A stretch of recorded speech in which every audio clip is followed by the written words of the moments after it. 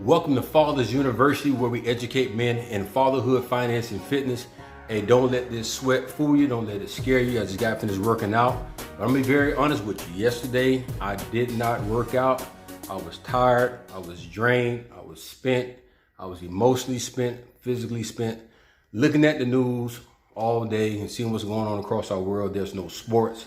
I'm telling you, man, it's just a breaking point. But man, I just want to use this opportunity to encourage you, man, to come against fear. And it happens to all of us. I don't care who you are. We all go through that moment of going through some type of fear. Sometimes fear of time. Do we have time left? Sometimes it's fear of just our physical body. Sometimes it's fear of dealing with things as a parent. If we all have fear, we go through those moments. But as I got finished working out, and excuse my sweat, please excuse me. Sometimes I'll be on the treadmill or sometimes I'm working out, and that's when certain thoughts and concepts come to my mind. But I want to use this opportunity seriously to encourage the fathers, the men that's out there, and what's going on in our world, what's going on across our nation, what's going on in our homes.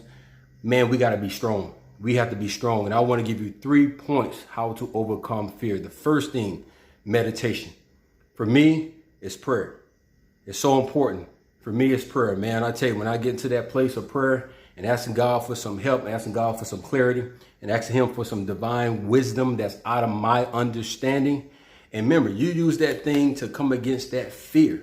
Yours may not be praying like I pray. You may pray in a way of walking. You may pray in a way of writing things down, talking to God. You may pray in a way of whatever your thing that you do. But whatever it is prayer, that first thing to come against fear. The second thing is so important. It's so critical.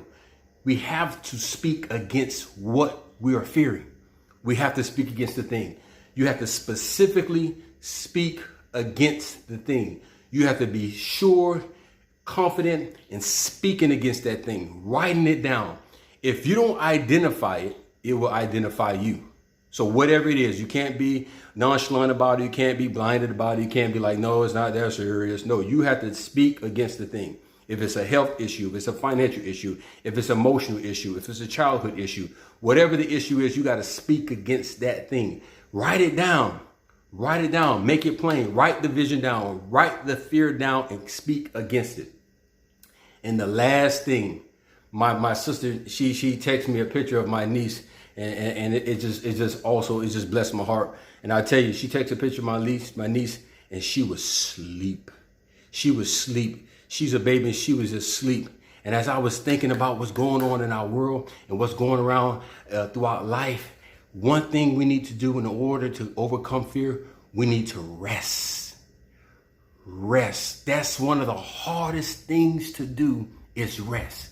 Rest from your worries. Rest from your labor. Rest from your trials. Rest from your pain. And understand in that rest, you're overcoming the fear. Truth be told, other issues happen in our life from the root of fear because we can't rest. Once you get to a place of resting,